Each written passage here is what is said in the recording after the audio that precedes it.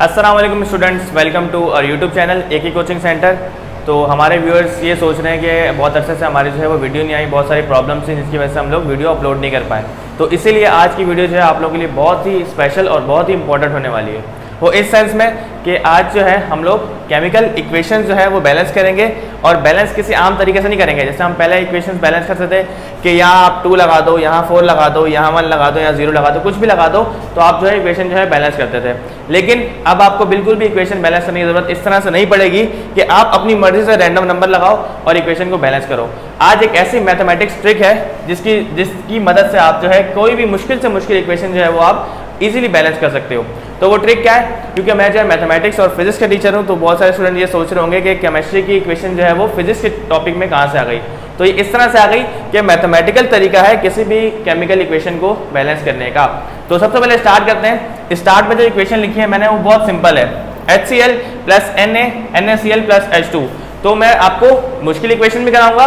सबसे पहले स्टार्ट हम करते हैं इजी से, ताकि आपको इजी इक्वेशन बैलेंस करना आ जाए मैथमेटिकल तरीके से। उसके बाद जो है नेक्स्ट इंशाल्लाह हम लोग जाएंगे थोड़ी सी डिफिकल्ट इक्वेशन में हम लोग सॉल्व करेंगे। तो कम से कम 5 आपको मैं डिफरेंट तरह की इक्वेशन जो है वो इस तरीके से बैलेंस करना सिखाऊंगा। तो आपने सबसे पहले क्या करना है, सबसे पहले आपने देखनी है कितनी टर्म्स है आपके पास, 1 2 3 4। तो इस तरफ आपके पास 2 टर्म है और उस तरफ भी आपके पास क्या है, 2 टर्म है। तो सबसे पहले आपने देखना है कि एलिमेंट्स कौन कौन से हैं। सही है। तो सबसे पहले मुझे यहाँ पे दिख रहा है H यानी कि हाइड्रोजन, तो मैंने यहाँ पे लिख दिया हाइड्रोजन। सही है। उसके बाद आ रहा है मेरे पास क्लोरीन, तो क्लोरीन को मैंने अलग से लिख दिया। और उसके बाद मेरे पास आ रहा है Na यानी कि सोडियम, तो मैंने यहाँ पे लिख दिया सोडियम N, और यहाँ पे आ गया H। सही है। अच्छा, अब हमने क्या करना है, यहाँ पे H है वो 2 फॉर्म में, यहाँ पे 1 फॉर्म में, तो उससे कोई हमें मसला नहीं होगा। अब मैंने यहाँ पे एक चीज देखी कि यहाँ पे हमारे पास 4 टर्म है, 1 2 3 और 4। तो आपने इनको नेमिंग देनी है किस तरह से, अल्फाबेटिकल फॉर्म में। सबसे पहला जो नंबर है आपके पास उसको आपने नाम दे देना है स्मॉल a। सही है।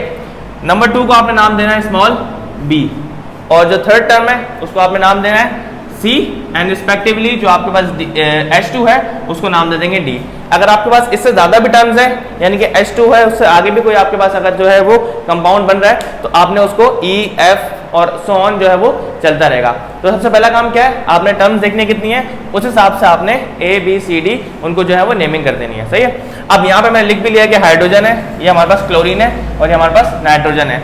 अब हमने चेक करना है कि क्या चीज़ बैलेंस है और क्या चीज़ बैलेंस नहीं है, जिस तरह से हम लोग जो है वो करते आ रहे हैं। तो सबसे पहले H जो है हाइड्रोजन, यहाँ पे कितना है, 1 हाइड्रोजन है, सिर्फ हाइड्रोजन 1 है। तो मैं यहाँ पे 1 नहीं लिखूंगा, मैं बल्कि A लिखूंगा। क्यों? क्योंकि मैंने हाइड्रोजन को नाम दिया है A का। तो 1A लिखो या A लिखो, बात एक ही है। तो यहाँ पे 1 हाइड्रोजन था तो मैं लिख दूंगा यहाँ पे A। सही है। अब मैं उस तरफ देखूंगा, उस तरफ हाइड्रोजन कितना है, यहाँ पे हाइड्रोजन है 2, यहाँ पे हाइड्रोजन थे 1, यानी कि हाइड्रोजन आपके पास बैलेंस नहीं है। और हाइड्रोजन को आपने नाम दिया हुआ है D का, इसका मतलब आपके पास हाइड्रोजन जो है वो 2D है। तो मैं लिख दूंगा A is equals to 2D। सही है। आई होप आपको समझ आ गया होगा। अब नेक्स्ट चीज आ गई क्लोरीन। क्लोरीन भी आपने नाम दिया हुआ है क्लोरीन को A का, तो यहाँ पे आ जाएगा A। अब हमने यहाँ पे और क्लोरीन नहीं है, इक्वल के उस तरफ चेक करना है, उस तरफ देखना है हम लोगों ने क्लोरीन कितना है। अब यहाँ पे अगर आप क्लोरीन देखें तो यहाँ पे एक ही क्लोरीन है, और यहाँ पे उसको हमने नाम दिया हुआ है C का। सही है। ये थोड़ा सा बड़ा लिख देता हूँ ताकि आपको नजर आए, ये हमारे पास C है क्लोरीन। सही है। तो यानी कि A जो है वो बराबर है C के। अगर यहाँ पे Na के साथ 2 होता, 3 होता या 4 होता या कोई भी और नंबर होता तो हम यहाँ पे लिखते हैं 4A 4C 5C 6C, अगर Na के साथ कुछ भी नंबर होता। लेकिन Na के साथ कुछ भी नहीं है यानी कि 1C है, तो मैंने यहाँ पे लिख दिया ओनली C। अब बात आती है Na की यानी कि नाइट्रोजन की। तो Na यहाँ पे 1 है। सही है।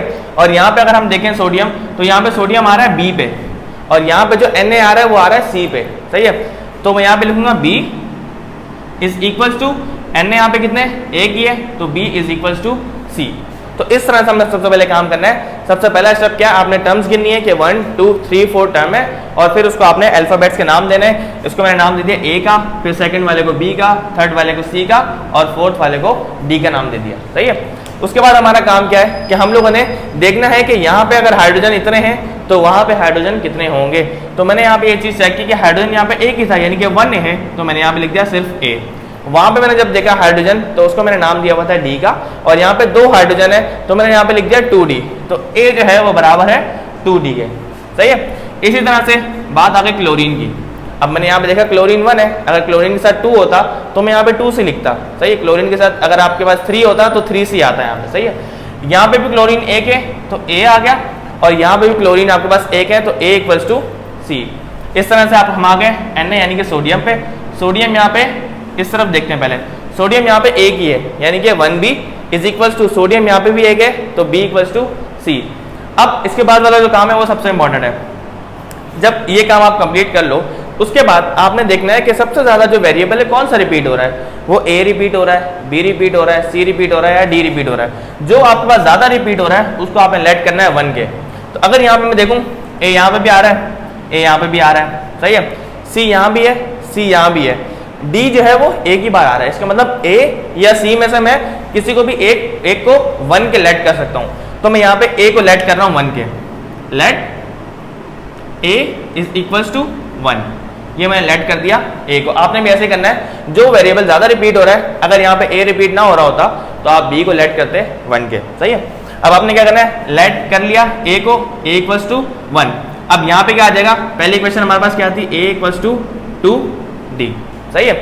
एक 1 के इक्वल है, A की जगह 1 आ जाएगा इक्वल्स टू 2D। मुझे D की वैल्यू चाहिए तो D यहाँ पे 2 यहाँ पे क्या हो रहा है, मल्टीप्लाई, वहाँ जाके डिवाइड हो जाएगा तो D इक्वल्स टू 1/2। इस तरह से मेरे पास क्या आ गई, D की वैल्यूज। मुझे सारे वेरिएबल्स की वैल्यू निकालनी है, A की भी निकालनी है, B की भी निकालनी है, C की भी निकालनी है और D की भी निकालनी है, सही है। तो मेरे पास A और D की वैल्यू जो है वो आ चुकी है।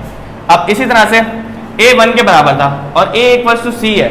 अगर A 1 था तो C भी क्या होगा, 1 होगा। A और C बराबर है तो A भी 1 था तो C भी क्या होगा, 1, तो C भी इक्वल्स टू 1, सही है। इसी तरह से B बराबर है C के, अगर C 1 है तो B भी जाहिर सी बात है ऑटोमेटिकली 1 ही होगा तो B इज इक्वल्स टू 1। तो इस तरह से मेरे पास A की वैल्यू 1 आ गई, B की वैल्यू 1 आ गई, C की वैल्यू भी 1 आ गई और D की वैल्यू आ गई 1/2। अब बहुत सारे स्टूडेंट्स यहाँ पे कंफ्यूज होते हैं कि भाई ये 1/2 में वैल्यू आ गई और हमने कभी ऐसी इक्वेशन बैलेंस की नहीं है जिसमें जो है वो फ्रैक्शन में वैल्यू आ रही हो। तो इस फ्रैक्शन को खत्म करने का भी बहुत एक आसान तरीका है। सबसे पहले आपने वेरिएबल की वैल्यू पुट करनी है। अब A बराबर है 1 के तो मैं यहाँ पे 1 पुट करूंगा तो कोई फर्क तो पड़ेगा नहीं, लेकिन आपको दिखाने के लिए मैं यहाँ पे 1 पुट कर देता हूँ, ठीक है। इसी तरह से B भी मेरे पास 1 है तो इस B की जगह पुट कर दूंगा मैं 1। C आपके पास क्या है, C भी 1 आ रहा है तो यहाँ पे मैं पुट कर दूंगा 1, सही है। इस तरह से D मेरे पास 1/2 है तो इस D को हटा के हम क्या करेंगे, इसकी जगह पे 1/2 पुट कर देंगे। अब इक्वेशन बैलेंस हुई या नहीं हुई हमें कैसे पता चलेगा कि यहाँ पे तो भाई 1/2 आ रहा है। अगर हम अभी भी चेक करें तो इक्वेशन ही हमारे पास बैलेंस है, लेकिन इस 2 को रिमूव करने का हमारे पास एक तरीका ये है कि अगर आपको इस 2 को खत्म करना है यानी कि इस 1/2 को आप खत्म करना चाहते हो तो आप क्या करो, पूरी इक्वेशन को 2 से मल्टीप्लाई करा दो। अगर आप इस 1/2 को खत्म करना चाहते हो पूरी इक्वेशन को 2 से मल्टीप्लाई करा दो, इस 2 से ये 2 क्या हो जाएगा, कैंसिल हो जाएगा और आपके पास सिंपली जो है 1 बच जाएगा। तो मैं पूरी इक्वेशन को मल्टीप्लाई करा रहा हूँ 2 के साथ, सही है। अब मैं मल्टीप्लाई कराऊंगा 2 के साथ तो ये हो जाएगा 2HCl, Na को 2 से मल्टीप्लाई कराऊंगा तो ये हो जाएगा 2Na, NaCl को मल्टीप्लाई कराऊंगा 2 के साथ तो ये हो जाएगा 2NaCl। और जब 1/2 को मैंने मल्टीप्लाई करा 2 के साथ तो मेरे पास कुछ भी नहीं बचा, सिर्फ क्या बचा 1, और 1 हमें लिखने की जरूरत नहीं है। तो हमारी इक्वेशन जो है ये बैलेंस हो चुकी है। अब हमें कैसे पता चलेगा इक्वेशन बैलेंस हो चुकी है, चेक करते हैं। हाइड्रोजन यहाँ पे कितने हैं, हाइड्रोजन यहाँ पे 2 हैं, सही है, और यहाँ पे हाइड्रोजन कितने, 2 हैं। इसका मतलब हाइड्रोजन तो आपके पास क्या हो गया, बैलेंस हो गया। अब बात आती है क्लोरीन पे। क्लोरीन यहाँ पे 2 है, यहाँ पे भी 2 क्लोरीन है, क्लोरीन भी आपके पास क्या हो गया, 2 और 2 बैलेंस हो गए। अब बात आती है सोडियम की। सोडियम हमारे पास यहाँ पे 2 हैं और यहाँ पे भी Na कितने, 2 हैं। तो इसका मतलब हमारी इक्वेशन जो है वो कंप्लीटली बैलेंस हो चुकी है। अच्छा, अब बहुत सारे स्टूडेंट्स ये सोच रहे हैं कि बहुत आसान इक्वेशन थी, इजी इक्वेशन थी, उसे सॉल्व करने के लिए हम इतना लंबा मेथड क्यों करें, सही है। तो ये इक्वेशंस उन केमिकल इक्वेशंस के लिए है, ये मेथड उन केमिकल इक्वेशन के लिए जो बहुत ज़्यादा डिफिकल्ट होती है, बहुत ज़्यादा कॉम्प्लिकेटेड होती हैं, जो हमारे पास 2 लगाने से 3 लगाने से सॉल्व नहीं होती। तो हमें उसके लिए ये तरीका जो है बहुत ज़्यादा ही इफेक्टिव है, सही है। तो अब मैंने जो यहाँ पे केमिकल इक्वेशन लिखी है वो थोड़ी सी पिछले वाली इक्वेशन के मुकाबले में थोड़ी सी मुश्किल है, सही है। ऐसे हम लोग जो है वो मुश्किल से मुश्किल इक्वेशन पे आगे जो है वो बढ़ते रहेंगे। तो अब इक्वेशन है मेरे पास जिंक सल्फाइड है और मेरे पास यहाँ पे ऑक्सीजन गैस है और मेरे पास जो है बन रहा है वो जिंक ऑक्साइड और सल्फर डाइऑक्साइड जो है वो मेरे पास बन रही है। तो हमें इससे कोई काम नहीं है, हमने इक्वेशन को सिंपली क्या करना है, बैलेंस करना है। तो सबसे पहला काम वही सेम काम करेंगे कि पहली टर्म को ए का नाम दे दिया, दूसरी टर्म को बी का नाम दे दिया, तीसरी टर्म को हमने सी का नाम दे दिया और चौथी को हमने डी का नाम दे दिया। इस तरह से हम लोगों ने नेमिंग कर दी ए बी सी डी। अब दूसरा काम हमने क्या करना है, दूसरा काम ये करना है कि आपने एलिमेंट्स देखने हैं, एलिमेंट्स कौन कौन से हैं आपके पास जो है वो यूज हुए हैं। तो मेरे पास जिंक है सबसे पहले, तो मैं यहाँ पे लिख दूंगा Zn, सही है। दूसरा मेरे पास सल्फर है, तो मेरे पास यहाँ पे आ जाएगा सल्फर। एंड देन मेरे पास क्या है, ऑक्सीजन है, तो ये मेरे पास आ गया ऑक्सीजन, सही है। अब आपने ये चेक करना है कि यहाँ पे जिंक कितना है और यहाँ पे जिंक कितना है। अगर मैं चेक करूँ यहाँ पे एक जिंक है यानी कि 1 है, तो 1A हो जाएगा ये, तो 1 आपको लिखने की जरूरत नहीं है, आप सिंपली क्या लिख दोगे, A लिख दोगे। अब उस तरफ अगर चेक करें हम लोग तो जिंक एक ही है, यहाँ पे जिंक नहीं है, तो मेरे पास क्या आ जाएगा, A इज इक्वल्स टू, इसको नाम दिया हुआ C का, तो A is equals to C हो जाएगा, सही है। इस तरह से उसके बाद आगे सल्फर, सल्फर कितना है यहाँ पे, सल्फर 1 है, तो A इज इक्वल्स टू के उस तरफ अगर आप देखो तो सल्फर यहाँ पे नहीं है, सल्फर यह है यहाँ पे, और सल्फर यहाँ पे भी एक ही है, तो A इज इक्वल्स टू हमने नाम दिया हुआ है इसको D का, तो A is equals to D हो जाएगा, सही है। जिंक और सल्फर ये दोनों बैलेंस है। अब बात आ रही है ऑक्सीजन की। ऑक्सीजन यहाँ पे कितने हैं, यहाँ पे 2 ऑक्सीजन है और यहाँ पे 2 ऑक्सीजन और एक ये 3 ऑक्सीजन, तो ऑक्सीजन में हमारे पास जो है वो मसला हो रहा है, ऑक्सीजन हमारे पास जो है वो बैलेंस नहीं है।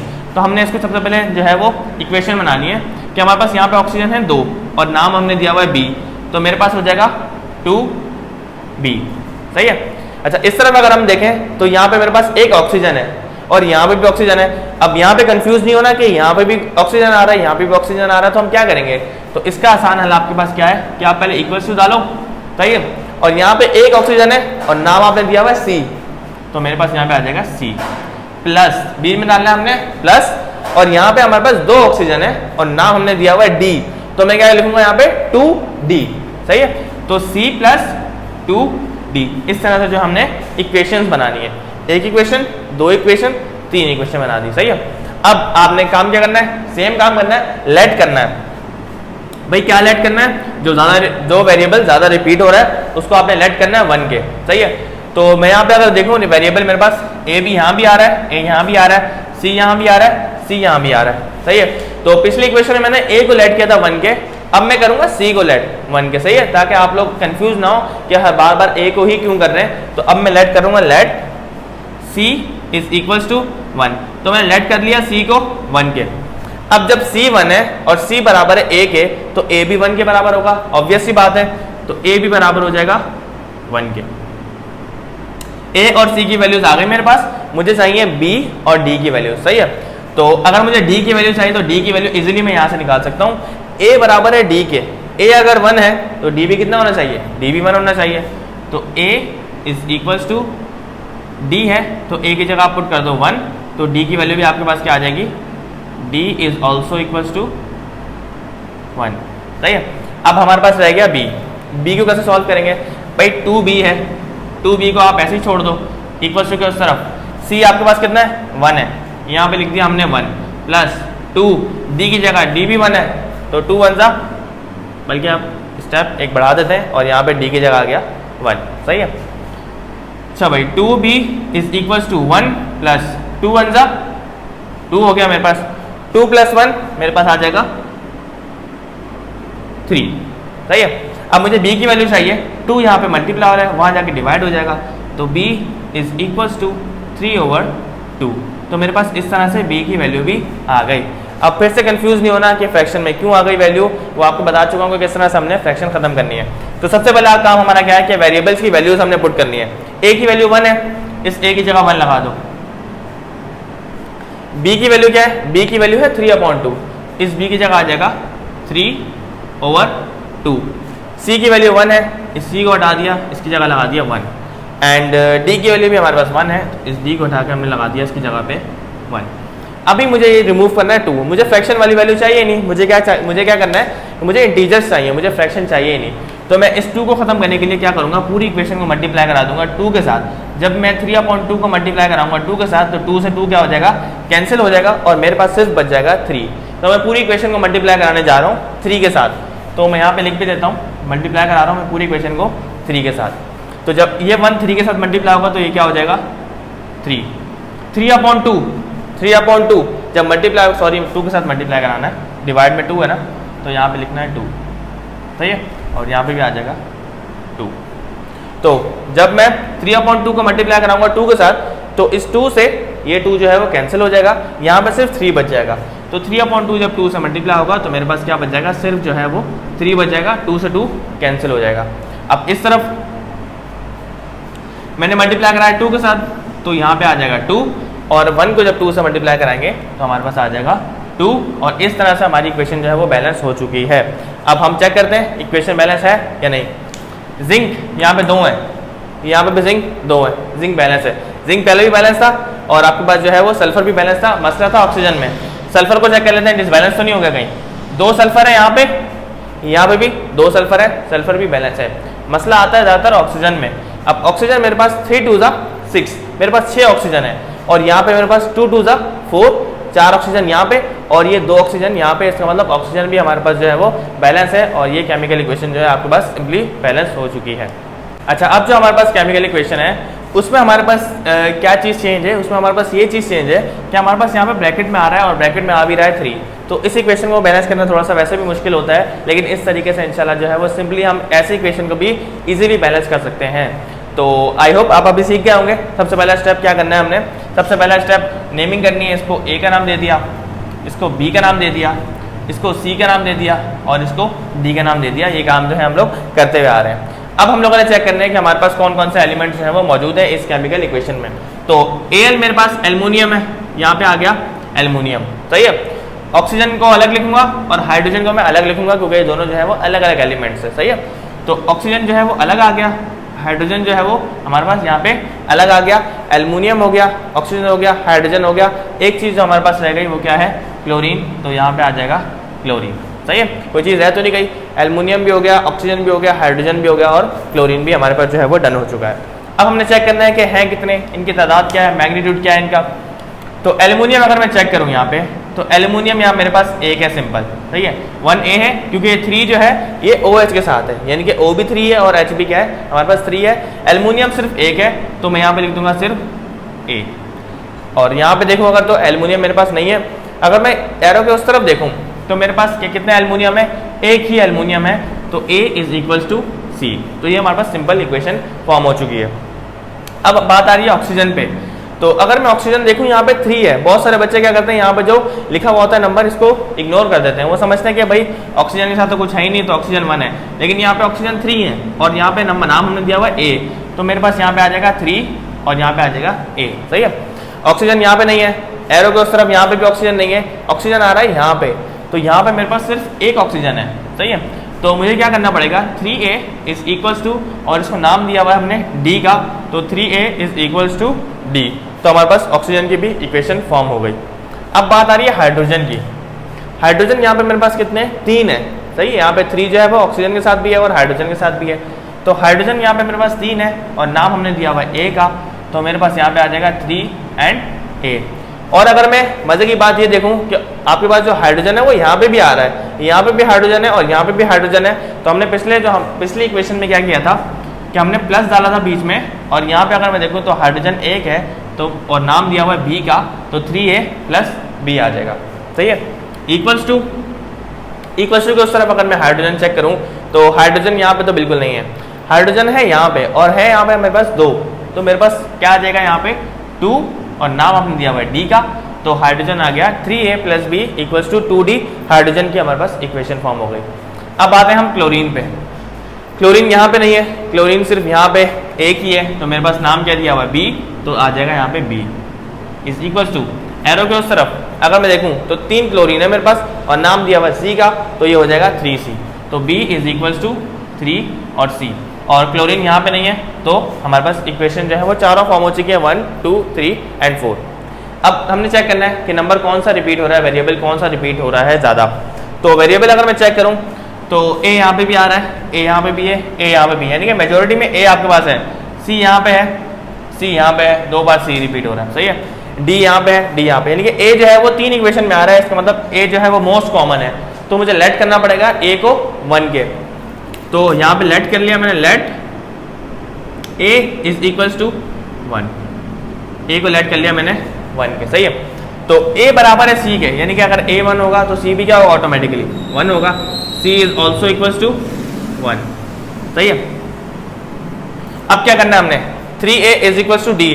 यहां से मुझे पता है कि D की वैल्यू आ सकती है इजीली, तो 3 A की जगह आ जाए आपके पास आ जाएगा 1 इज इक्वल्स टू D। 3 1 जा 3, तो आपके पास D की वैल्यू आ चुकी है, D is equals to 3। A भी आ गया, D भी आ गया और C भी आ गया। आपके पास रह गया B। B कहाँ से आ सकता है, B और सॉरी C भी आ चुका है और आपके पास सिर्फ B रहता है। सही है, तो B आप इस इक्वेशन से भी निकाल सकते हो, इस इक्वेशन से भी निकाल सकते हो। दोनों सिचुएशन में आपके पास आंसर सेम आएगा। मैं दोनों से आपको निकाल के दिखा देता हूँ, ठीक है। अगर मैं इस इक्वेशन से B की वैल्यू निकालना चाहूँ तो B इज इक्वल टू 3 और C की वैल्यू हमें पता है कितनी है, C की वैल्यू है 1, तो 3 1 जा 3, तो B की वैल्यू आपके पास आ चुकी है 3। अगर स्टूडेंट्स मुझे कहें कि भाई इस इक्वेशन से आप B की वैल्यू निकालना चाहें तो इस इक्वेशन से भी B की वैल्यू इजीली आ सकती है। किस तरह से, पहले B को आप अलग करो। B को कैसे अलग करोगे आप, प्लस का 3 है वहाँ जाएगा तो माइनस का हो जाएगा, तो B इक्वल हो जाएगा 2D माइनस का 3A। सही है, ये चीज़ समझ आ गई। अब हमने क्या करना है, B is equal to 2, D की जगह आपके पास क्या आएगा, D की वैल्यू है आपके पास 3, तो यहाँ पे आ जाएगा 3 माइनस का 3। A की जगह क्या आएगा आपके पास, A की जगह आ जाएगा आपके पास 1, तो B की वैल्यू आपके पास क्या आ रही है, 2 3 जा 6 माइनस 3 1 जा 3, तो B की वैल्यू बोथ केसेस में आपके पास क्या आ रही है 3। चाहे आप इस इक्वेशन से निकालो, चाहे आप इस इक्वेशन से निकालो, मैथ में कोई फर्क नहीं पड़ता। आप किसी भी इक्वेशन से या किसी भी फार्मूले से आप कोई भी वैल्यू निकालो, आपके पास वैल्यू जो है वो करेक्ट आएगी। तो B की वैल्यू यहाँ भी 3 आ रही है और B की वैल्यू यहाँ भी 3 आ रही है, तो सिंपल सा हमारा काम रहता है। वो काम क्या है कि हमने सिर्फ वेरिएबल्स की वैल्यूज को डायरेक्ट यहाँ पे पुट करना है। और हमारे पास अच्छी बात इसमें ये है कि हमारे पास कोई भी वैल्यू फ्रैक्शन में नहीं आ रही। सही है, तो हम डायरेक्टली पुट करेंगे और इक्वेशन हमारे पास बैलेंस हो जाएगी। A हमारे पास यहाँ 1 है तो यहाँ पे आ जाएगा 1। B हमारे पास कितना है, B हमने निकाला है दोनों तरीकों से, 3 आ रहा है, तो B आपके पास आ जाएगा यहाँ पे 3। C आपके पास कितना है, 1 है, तो C आपके पास आ गया 1 एंड D जो है आपके पास 3 है, तो D यहाँ पे आ जाएगा आपके पास 3। सही है, अब चेक करना है इक्वेशन बैलेंस है या नहीं। सबसे पहले एल्युमिनियम को चेक करते हैं। एक एल्युमिनियम यहाँ पे, एक एल्युमिनियम यहाँ पे, एल्युमिनियम बैलेंस है। ऑक्सीजन चेक करते हैं। ऑक्सीजन यहाँ पे हमारे पास 3 है। सही है, और अगर मैं यहाँ पे ऑक्सीजन चेक करूँ तो 1 3 जा 3, ऑक्सीजन भी बैलेंस है। हाइड्रोजन, हाइड्रोजन मेरे पास यहाँ पे 3 है और यहाँ पे 3 है, 3 और 3 6, तो मेरे पास 6 हाइड्रोजन इस तरफ है। और यहाँ पे अगर मैं चेक करूँ तो 2 3 जा 6, मेरे पास 6 हाइड्रोजन वहाँ पे भी है, इसका मतलब हाइड्रोजन बैलेंस है। लास्ट एंड फाइनल चीज़ हमारे पास क्या है, क्लोरीन। क्लोरीन को अगर मैं चेक करना चाहूँ तो क्लोरीन यहाँ पे 3 है मेरे पास, और यहाँ पे अगर मैं क्लोरीन चेक करूँ Cl3, तो मेरे पास क्लोरीन भी यहाँ पे 3 है, इसका मतलब ये इक्वेशन भी सिंपली बैलेंस हो चुकी है। अच्छा, तो अब जो इक्वेशन लाएं ये थोड़ी सी खतरनाक इक्वेशन है। इस सेंस में खतरनाक है कि हमारे पास यहाँ पे जो नंबर्स आ रहे हैं, नंबर्स बहुत बड़े आ रहे हैं। तो अगर कोई स्टूडेंट ये नंबर्स देख ले तो बोले भाई इक्वेशन तो बैलेंस हो नहीं सकती, बहुत मुश्किल इक्वेशन है। भाई बहुत मुश्किल नहीं है, ये इक्वेशन बहुत ईजी है।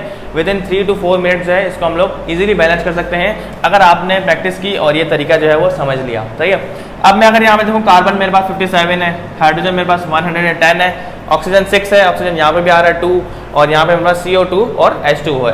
तो उस तरफ तो मेरे पास एरो के उस तरफ तो सिंपल चीज़ें बन रही हैं, लेकिन यहाँ पे जो हमारे पास जो एलिमेंट्स यूज हो रहे हैं वो बहुत ही ज़्यादा नंबर्स हैं उनके, 57 और 110। तो आई होप आपने इतनी मुश्किल इक्वेशन जो है पहले बैलेंस नहीं की होगी, लेकिन आज जो है इस तरीके से आप इजीली इस इक्वेशन को बैलेंस कर सकते हैं। तो वही काम करेंगे हम लोग, नाम देंगे A का, इसको नाम दे दिया B का, इसको नाम दे दिया C का, एंड इसको नाम दे दिया मैंने D का। सही है, पहला स्टेप तो हम लोग जो है वो इजीली सीख चुके हैं। अब मैंने यहाँ पे देखना है कि भाई कार्बन मेरे पास यहाँ पे 57 है और यहाँ पे मेरे पास कार्बन सिर्फ एक है, यहाँ पे 57 है और कार्बन सिर्फ एक है, इसको नाम दिया हुआ A का।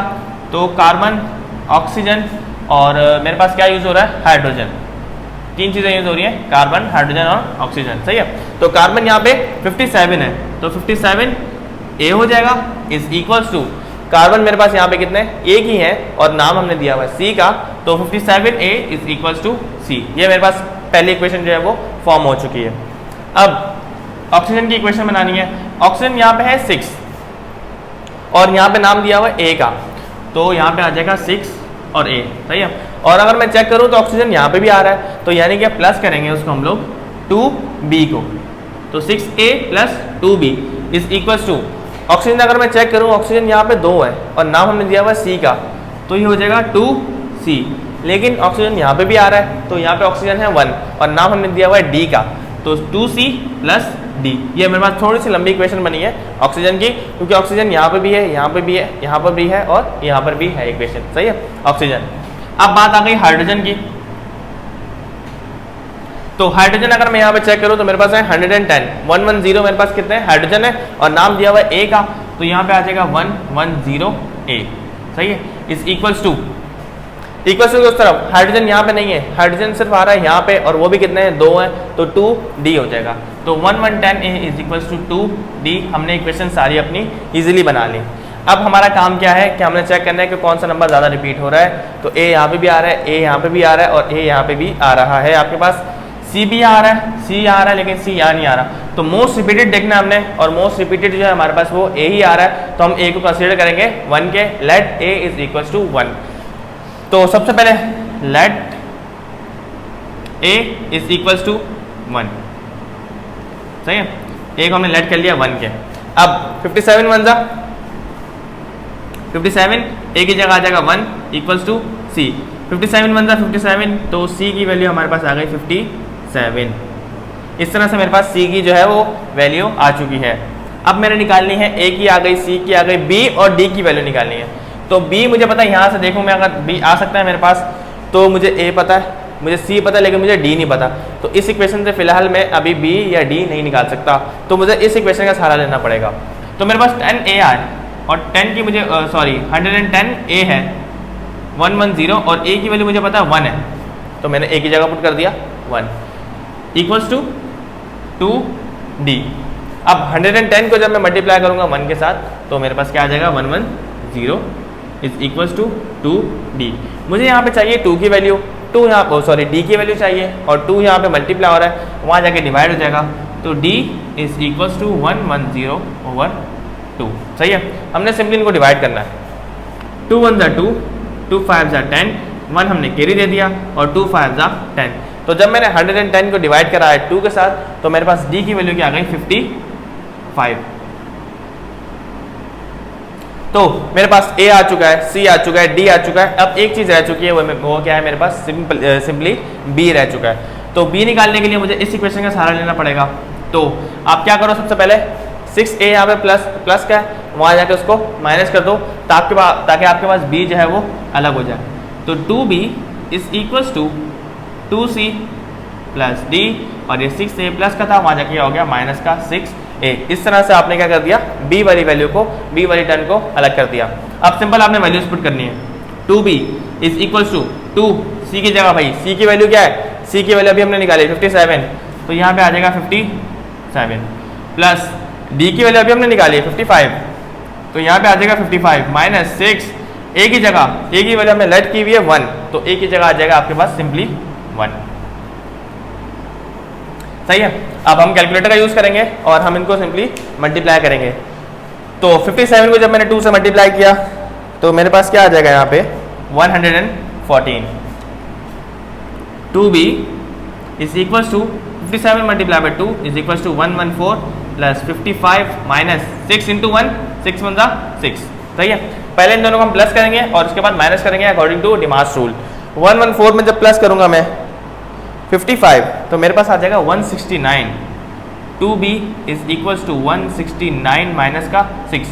अब मैं 169 में 6 माइनस करने लगा हूँ तो आंसर मेरे पास आ जाएगा 163। 2b इज इक्वल्स टू 163, सही है। अभी भी b की वैल्यू हमारे पास नहीं आई है क्योंकि ये 2 को हमने किसी तरह से रिमूव करना है। तो 2 यहाँ पे मल्टीप्लाई हो रहा है, वहाँ जाके क्या हो जाएगा डिवाइड, तो b इज इक्वल्स टू 163/2। अब ये चीज़ तो कंफर्म है कि हमारे पास 163 को 2 से डिवाइड करने पे कभी भी इंटीजर्स नहीं आएगा बल्कि फ्रैक्शन में एक जो है वो एक नंबर आएगा। 163 डिवाइडेड बाई 2 81.5 आ रहा है, उसको जब मैं फ्रैक्शन में कन्वर्ट करूंगा तो 163/2 ही आएगा। 163/2 इसको जब मैं डिवाइड करवा रहा हूँ तो मेरे पास आंसर आ रहा है डेसिमल में, यानी कि पॉइंट में, और हम पॉइंट में वैल्यू हमें बिल्कुल चाहिए नहीं, तो b की वैल्यू हम कंसीडर करेंगे 163/2। और इस 2 को किस तरह से ख़त्म करना है ये चीज़ आपको पहले मैं बता चुका हूँ। चलें अब हम वैल्यूज पुट करते हैं। a इक्वल्स टू 1 है, इस a को हटा दिया हमने और यहाँ पे पुट कर दिया 1। b की जगह पे 163/2, इस b की जगह आ जाएगा 163/2, 163/2, सी की जगह सी की वैल्यू है 57, तो यहाँ पे आ जाएगा 57 और ये हमने एरो कंप्लीट कर दिया। अब डी की जगह पे डी की वैल्यू आई है हमारे पास 55, तो इस डी की जगह आ जाएगा 55। अब मुझे इस 2 को रिमूव करना है, तो जाहिर सी बात है जब डिवाइड में 2 है तो आपको पूरी इक्वेशन को मल्टीप्लाई करवाना पड़ेगा 2 के साथ, ताकि इस 2 को आप खत्म कर सको। तो मैं पूरी इक्वेशन को भाई मल्टीप्लाई कराने लगा हूँ 2 के साथ। तो सबसे पहले जब मैं इस 1 को 2 के साथ मल्टीप्लाई कराऊंगा तो मेरे पास आ जाएगा सिंपली 2, सही है। अच्छा 163 डिवाइडेड बाई 2, तो ये 2 जो है वो खत्म हो जाएगा, 2 डिवाइड होगा तो 2 कैंसिल हो जाएगा। अब मैं 57 को जब मल्टीप्लाई कराऊंगा 2 के साथ तो मेरे पास आ जाएगा 114, 114। इसी तरह से जब 55 को 2 से मल्टीप्लाई कराऊंगा तो मेरे पास आ जाएगा 110, 110। अब हमारी इक्वेशन जो है वो सिंपली बैलेंस हो चुकी है। अब हमें कैसे पता चलेगा इक्वेशन हमारी बैलेंस हुई है? Let's check it out. तो सबसे पहले कार्बन आप चेक करें, तो कार्बन मेरे पास यहाँ पे 57 है, 57 को 2 से मल्टीप्लाई करूंगा तो मेरे पास आ जाएगा 114। कार्बन मेरे पास इस तरफ 114 है और इस तरफ भी आप देख सकते हैं कार्बन मेरे पास कितने हैं 114। इसका मतलब कार्बन हमारे पास बैलेंस हो चुका है। अब बात आ रही है हमारे पास ऑक्सीजन पे। अगर मैं ऑक्सीजन को चेक करूं तो यहाँ पे मेरे पास 6 2 12, ऑक्सीजन यहाँ पे 12 है और यहाँ पे 163 मल्टीप्लाई बाई 2, तो ऑक्सीजन की कैलकुलेशन थोड़ी सी बड़ी है तो उसको कैलकुलेटर का यूज करना पड़ेगा। 163 को 2 से मल्टीप्लाई करूंगा मेरे पास, तो आंसर मेरे पास आ रहा है 326। तो इसको मैं यहाँ पे लिख देता हूँ 326। इस तरफ जो ऑक्सीजन है वो 326 है। अगर मैं यहाँ चेक करूँ 6 2 12, तो उसमें मुझे 12 प्लस करना पड़ेगा, 326 प्लस 12, तो मेरे पास ऑक्सीजन एक साइड पे आ रहा है 338, दूसरी साइड पे मुझे चेक करना पड़ेगा ऑक्सीजन कितने हैं मेरे पास। 114 मल्टीप्लाई बाई 2, 114 मल्टीप्लाई बाई 2, तो आंसर आ रहा है 228, 228। और अगर मैं यहाँ पे ऑक्सीजन चेक करूँ तो मेरे पास कितने 110, तो 228 में जब मैं प्लस करूँगा 110 तो मेरे पास आ रहा है 338। इसका मतलब मेरे पास जो है वो ऑक्सीजन भी बैलेंस हो चुका है 338 और यहाँ पे भी आ रहा है 338। अब बात आ रही है हाइड्रोजन पे। हाइड्रोजन को चेक करते हैं भाई। हाइड्रोजन यहाँ पे मेरे पास 110 है, 110 को जब मैं मल्टीप्लाई कराऊंगा 2 के साथ तो मेरे पास आ जाएगा 220, सही है। और हाइड्रोजन यहाँ पे नहीं है, हाइड्रोजन सिर्फ आ रहा है यहाँ पे, तो 110 को मल्टीप्लाई कराऊंगा 2 के साथ तो यहाँ पे भी हाइड्रोजन आ जाएगा 220। इस तरह से हमारे पास जो है वो इक्वेशन बैलेंस हो चुकी है। कोई भी इक्वेशन हो, मुश्किल से मुश्किल इक्वेशन हो, आप इस मेथड से इजीली सॉल्व कर सकते हो। अगर आपको ये ट्रिक पसंद आई, अगर आपको ये ट्रिक इजी लगी तो हमारे चैनल को काइंडली सब्सक्राइब करें और जो है वो आगे शेयर करें अपने दोस्तों में। और बहुत शुक्रिया आपका वीडियो देखने का, थैंक यू सो मच। मिलते हैं नेक्स्ट वीडियो में, अल्लाह हाफिज़।